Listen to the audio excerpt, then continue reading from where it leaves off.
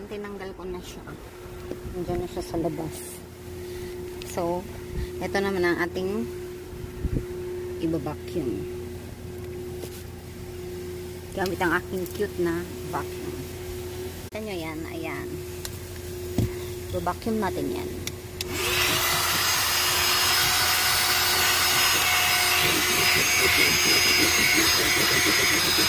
Na rin tayong mag-car wash. Nakapaglinis na rin. At super pause ni Dudong, and we're going to Mart. O diba? Dito sa mag-feelingan akong ano. Diba?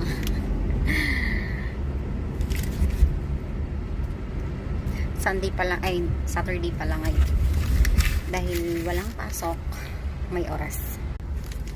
Diba?